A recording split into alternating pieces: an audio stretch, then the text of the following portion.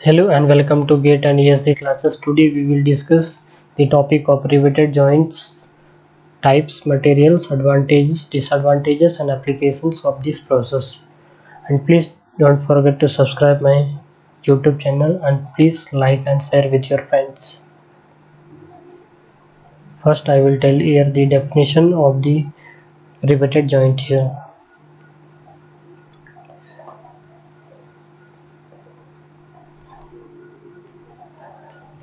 The riveted joint is a permanent joint with mainly two component parts to be joined, which are held together by a rivet with the head at the top and the tail at the bottom, is known as the riveted joint here. Means it is a joint where the permanent joint may occur between 2 points is known as the riveted joint. After that, the geometry of rivet is, in simple language, rivet joint is a short cylindrical bar with integral part head at top here. This is the riveted joint picture here. This portion is head here, and this all the body is known as the body or shank here, and this is the tail, and this one is the rivet here. This one is the riveting, and this is the rivet heading process here, and this is the backup die here, and these two are the plates of the riveted joint here, and this one is known as the clearance volume, and this one is the forming die here. After that we will discuss here the rivet heading process here. Okay, the rivet heading process is done with the help of forming die and backup die, which keep up a rivet in between them, and the application of force. The rivet is set in parts to be joined. Equal and opposite force makes rivet to deform, and tail part of the rivet is converted to head at the bottom, so the complete rivet is seated in the plates. In this riveting process, the tail of rivet is converted to head, which is sometimes called soap head.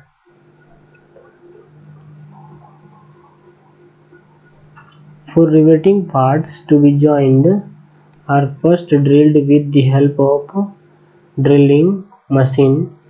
Clearance is taken into consideration while riveting because by pressing application diameter of the rivet is somewhat increased.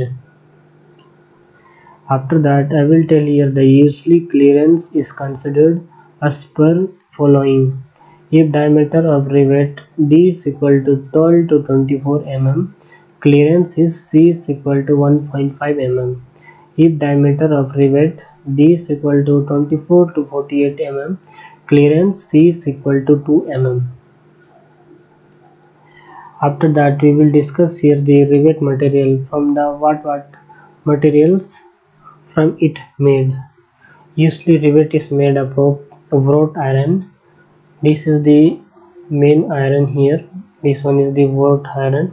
From this the rivet can be made here, and soft steel due to lower hardness, which is necessary to have easy deformation during riveting.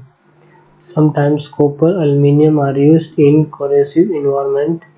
Only material requirements are ductility, toughness and hardness.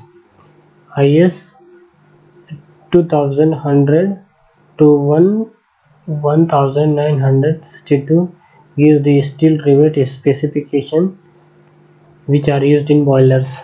After that, I will tell here the manufacturing of rivets here. Rivets are made from the rolled bars by process of cold heating, heading or called upsetting. From this, the manufacturing takes place of riveted joints. And these are the types of the riveted joints here.